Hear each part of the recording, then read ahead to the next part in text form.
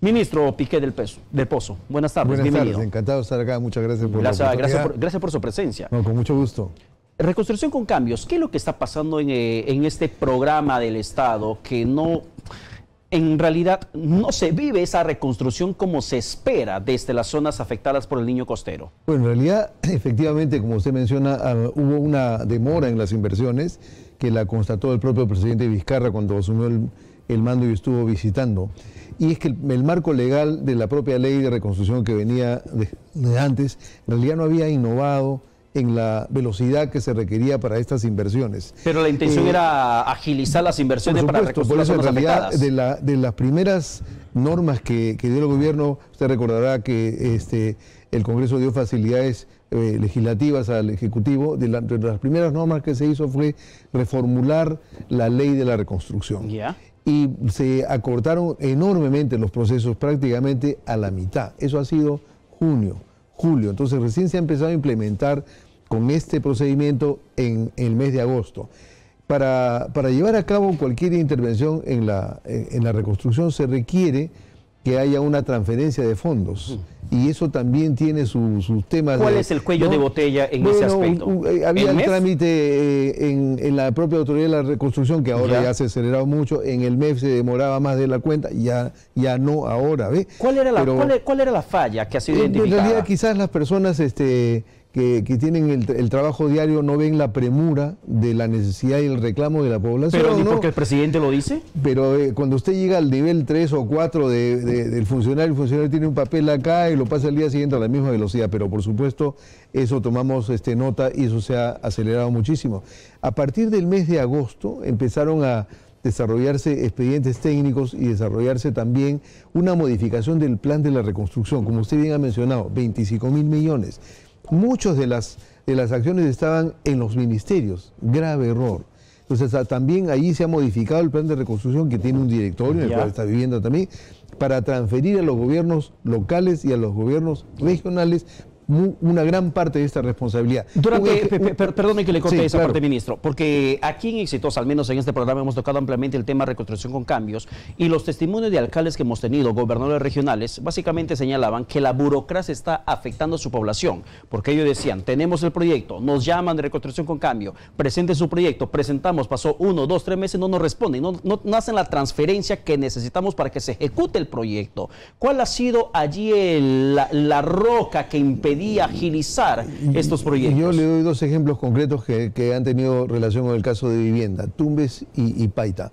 Hicieron unos expedientes técnicos para reparación de pistas, veredas. Entonces se rompió determinada pista y el municipio hace la reparación de esa pista, más la otra.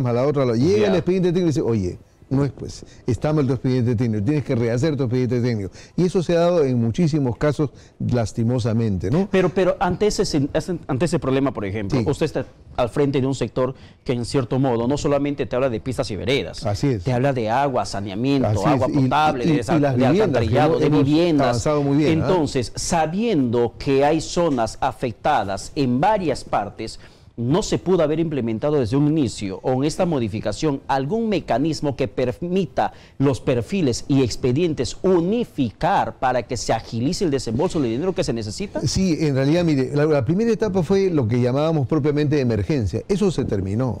Lo que pasa es que no se nota, ¿no? Pero se restituyeron todos los servicios de agua y saneamiento, ¿no? Y quedaron, por supuesto, algunas pistas y veredas por reparar. De esas intervenciones son más de 3.000.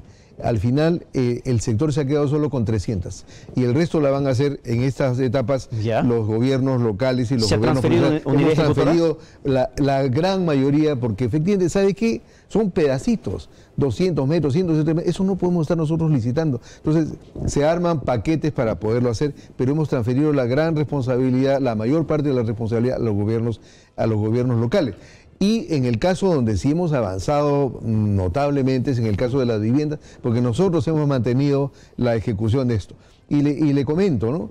Cuando nos hemos hecho cargo los nuevos ministros a partir del 2 de abril, en el caso de las viviendas ya se tenía construidas un porcentaje y se nos transfirió los recursos casi en el mes de mayo. Entonces hemos dispuesto, ahí sí no hubo tanto ese retraso, hemos dispuesto esos recursos y la modalidad en la que hacíamos ha seguido operando. Por ejemplo, nosotros no hemos tenido ningún problema con el cambio de la ley, no nos ha afectado para nada, por eso es que estamos avanzando de una manera muy acelerada. Pero en cierto modo, aunque el presidente Vizcarra haya asumido funciones, básicamente ya entrando para abril, estamos hablando de un gobierno que tiene básicamente 3 trimestres en funciones y que tenía la prerrogativa para que pueda acelerar la inversión. Pero vemos que en el presupuesto que se hace desde de Reconstrucción con Cambio, tampoco es gran cosa lo que se avanzó. No en el sector vivienda, ¿no? Permítame. En el sector vivienda, por ejemplo, ¿cuánto se está avanzando? ¿No? Nosotros hemos, en el caso de las viviendas, tengo acá el último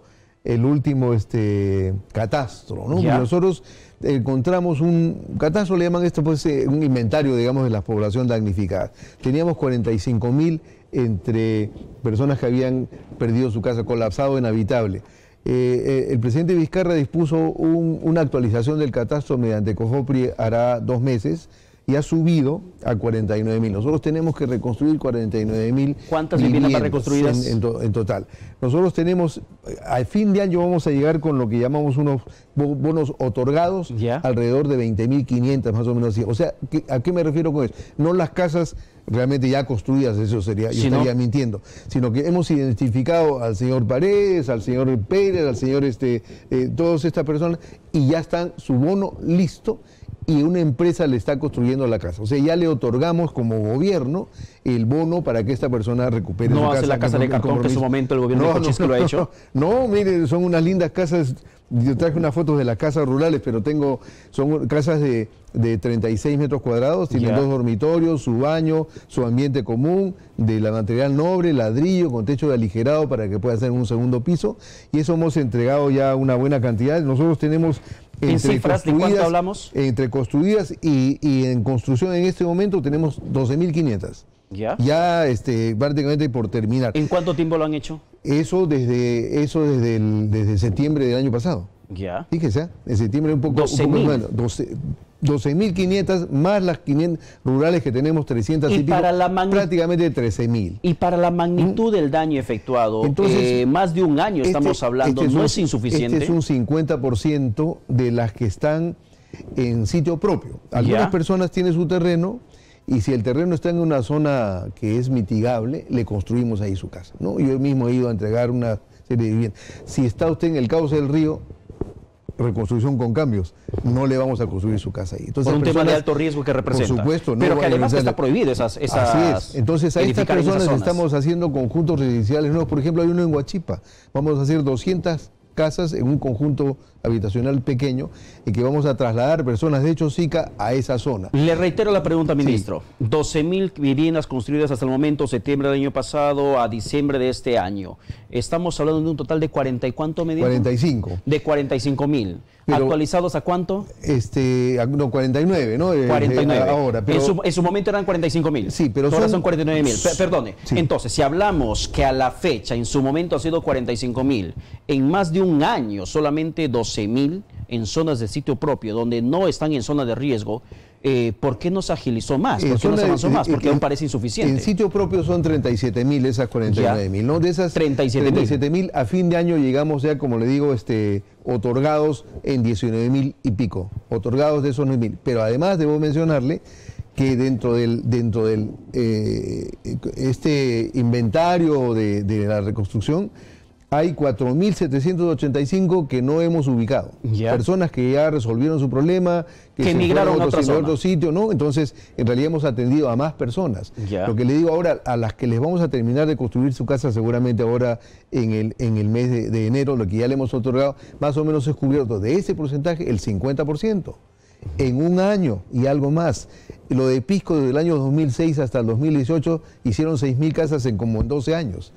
Tampoco es que hemos hecho, digamos, una pero ¿no? Ministro, cuando se hace eso muchas veces se refiere a desastres cometidos por otro manejo financiero. No, lo que pasa es que muchas veces se apela a que se cree que el pecado ajeno me vuelve santo. No es así, tuvimos otro enfoque. Claro, pero en este caso, si estamos hablando de 12.000 casas, que se llegaría a fin de año 19.000 casas, me señala usted, ¿Dónde está el resto de las familias que siguen dónde exactamente? ¿Bajo Bueno, por carpas? ejemplo, no, nosotros tenemos 5.000 personas que reciben un bono de 500 soles Ya. para ayudarles a alquilar algo mientras los atendemos, ¿no? ¿Eso bono quién les entrega? El Fondo de Vivienda, 500 soles por familia, ¿no? Se ¿De entrega manera mensual? de manera mensual, 500 soles mensuales, porque en algún momento el sector decidió ya no hacer más módulo. Hay como 4.000 y pico de personas que están en módulo. En el caso de Piura.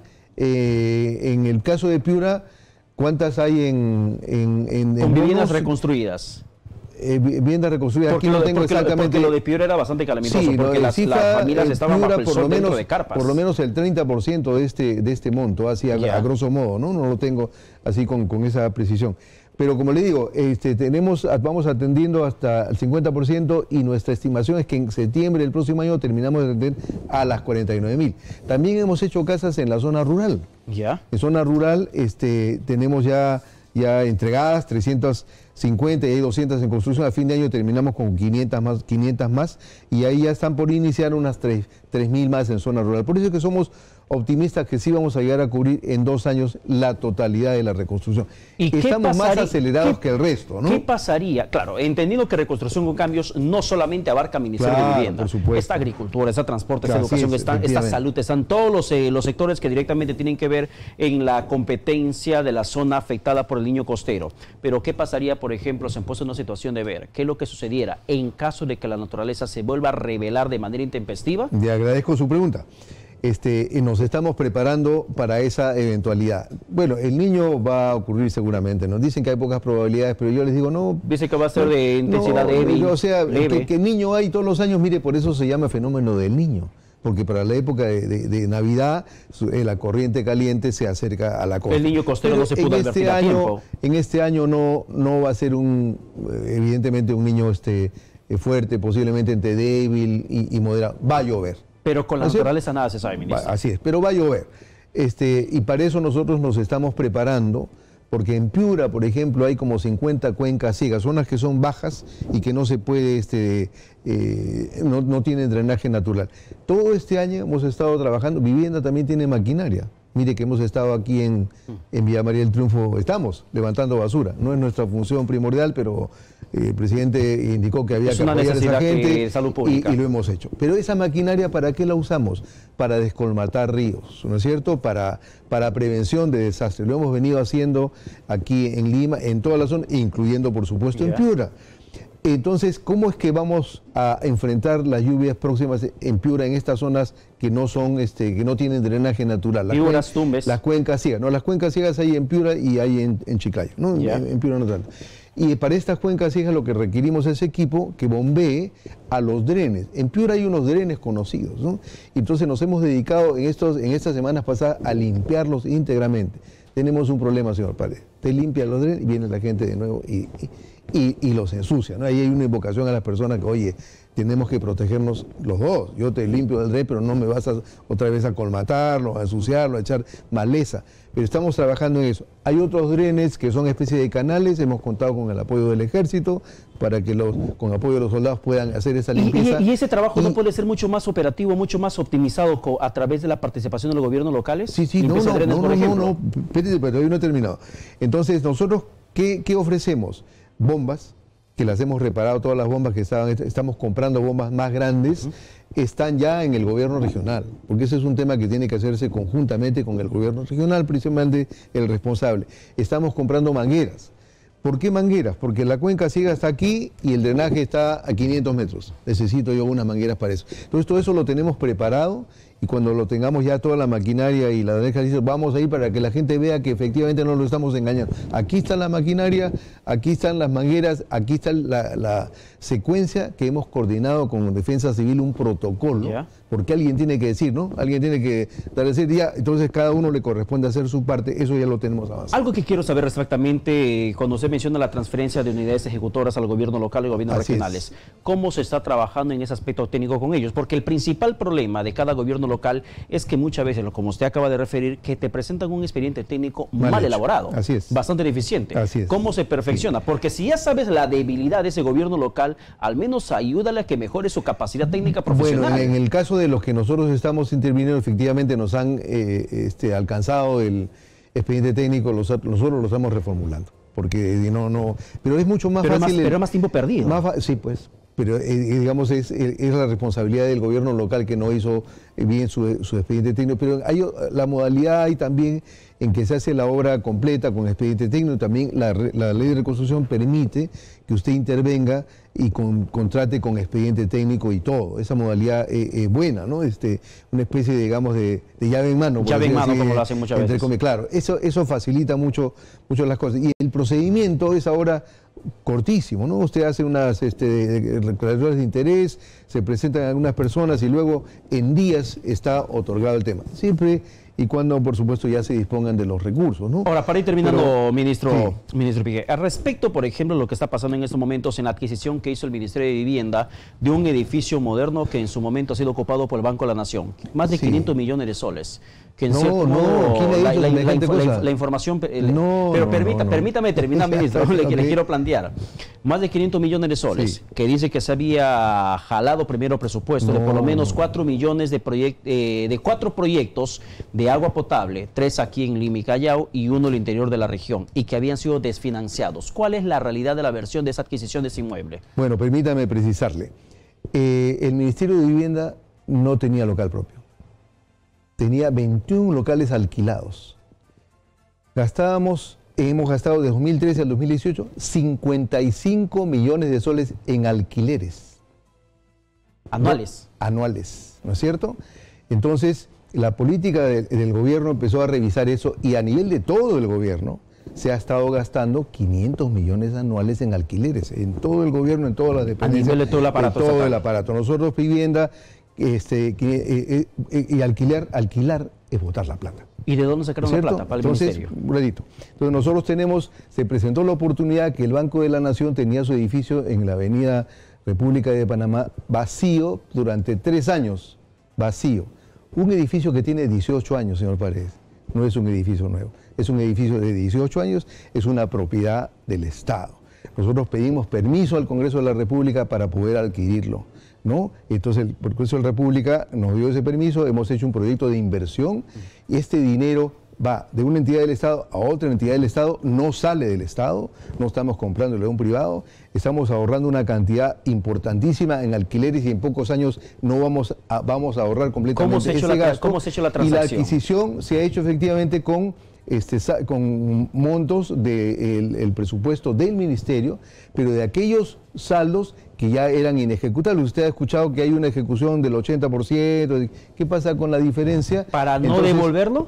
Claro, para no devolverlo, no se ejecuta. No es que se haya puesto en peligro ningún proyecto. ¿No? Son saldos que no se iban a ejecutar por los plazos que hay, ¿no?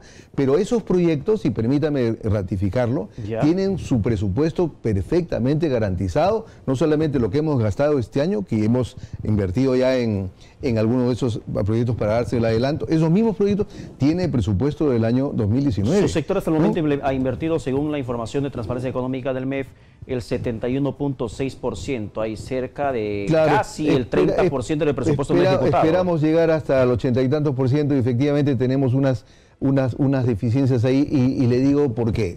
Por ejemplo, alguna obra que teníamos para financiar en Piura, en Bellavista, no tenemos todo listo, no están los terrenos listos. El municipio no ha habilitado los terrenos porque tienen un litigio y no se puede. ¿Qué pasa con ese dinero? Se queda para el otro año. Al respecto de eso, por ejemplo, lo que le quiero lo que le quiero preguntar. En su momento sacamos información pública aquí en Exitosa respecto a proyectos de agua potable que datan, por ejemplo, 2009, 2012, 2014, 2013 y proyectos que están con ya viabilidad técnica aprobada, pero que no se ejecuta y que incluso han sido consignados en la carpeta de inversiones de este año, pero que simplemente no se ejecutan. ¿A qué se debe eso, ministro? Bueno, principalmente a que no tienen todos los requisitos saneados. Expediente técnico. Mire, este año en el presupuesto de la República se ha consignado 370 millones para una serie de proyectos que ha venido con una lista así. ¿Ya? De esos hemos detectado que hay como 110 que ni siquiera han ingresado al ministerio, pero están en la ley de presupuesto. Entonces les hemos mandado Están dentro de la lista de proyectos invertidos. Está dentro de la lista de proyectos que se tienen que financiar este año, está en la ley de presupuesto, pero ese expediente técnico de esa determinada obra tiene que entrar al ministerio para nosotros evaluar si tiene todos los requisitos, el expediente técnico, el certificado de que no hay restos arqueológicos, por ejemplo, si es de agua, la fuente de agua, una serie de requisitos indispensables. O sea, usted nos señala que básicamente el retraso se debe porque los gobiernos locales que están tramitando no levantan observaciones. Exactamente, en la gran mayoría de las casas. Yo le planteo ¿no? otra situación adversa e inversa a lo que usted menciona, sí. Que en su momento cuando sacamos esa información aquí en Exitosa, no recuerdo el nombre, si Tania me ayudes a recordar el nombre del distrito, pero era de un alcalde de Huánuco que nos mencionaba que tenía 3 proyectos de agua potable que había presentado al Ministerio de Vivienda y que hasta el momento no le daban viabilidad. Le decían, levante esta observación, él levantaba. Levante esta observación, él levantaba. Y la última vez que levantó la observación, nunca más le respondieron. Y él decía con mucho pesar, ya llevo cerrando mi gobierno local y no puedo sacar un solo proyecto de los 3 que he presentado. No es el único. Y él decía, y yo le preguntaba, ¿pero por qué? Por la burocracia que en el Ministerio de Vivienda muchas veces me entrampan el proyecto y no puedo ejecutar, y mientras mi gente sigue sin agua. Claro. Y no porque yo no pueda, sino porque no me responden. Sí, le comento, porque como usted sabe, hemos ido con el primer ministro, los ministros, a hacer unas reuniones con los alcaldes en las distintas regiones. Hemos estado prácticamente en todas las regiones y recibimos directamente este tipo de comentarios, ¿no? ¿Qué pasa y vamos por supuesto con los funcionarios y le mire, aquí está la situación? Me dicen, ministro, me están pidiendo que mi obra yo tenga que hacer georreferenciación. ¿Qué es eso? Oiga, cuando usted va a reconstruir, tiene que estar este reservorio ubicado en este sitio. Usted tiene que georreferenciarlo, porque si no, ¿cómo se lo van a reconstruir? Y tiene en algunos casos, y yo reconozco que es una exigencia que si bien es real, es difícil para mucha gente, porque me dice, ¿de dónde voy a sacar a alguien que me da la georreferenciación? Por ejemplo, ¿no es cierto? Es una exigencia que está allí para poder llevar a cabo bien adelante la obra. De los casi 2.000 millones de proyectos que tenemos detenidos, el 50% es por malos expedientes, señor Paredes. ¿Ya? Comienzan el 50%. Comienzan a hacer la obra, ¿y el otro 50%? Por incapacidad de las constructoras, porque a veces son, digamos, de muy mala calidad, por deficiencia. Que terminan paralizando la obra. Claro, porque no hay el terreno. Hasta hace 2 o 3 años se daban los recursos condicionales a que después sigan a cenar el terreno. Gravísimo error, porque a la hora que llevaban el tema no se podía continuar la obra. ¿Y qué hace la empresa? Dice, voy a detener la obra porque yo no puedo continuar y me tienen que pagar y viene el arbitraje, vienen los adicionales. ¿Y quién se perjudica? La población. Nosotros transferimos como Estado los recursos y la gente no avanza. Pero además de eso le puedo comentar, en cada una de las regiones tenemos un centro de atención al ciudadano en el ministerio, para que no tenga que venir a Lima. Y tenemos una plataforma virtual, Preset, por internet. Usted puede entrar por internet, yo voy entrando mi expediente técnico, todo.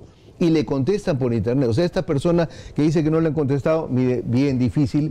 Porque todo está en internet. Se trata de un alcalde que en cierto modo decía, llevo 3 años, casi 4 años en oficina, no me responde. Su funcionario, ¿no? No es tanto el alcalde, sino su funcionario que no hizo el seguimiento del alcalde. ¿Y no será el ministerio también el responsable? Puede ser, mire, nadie es perfecto. Porque será la piedra del otro lado y no asumir la responsabilidad.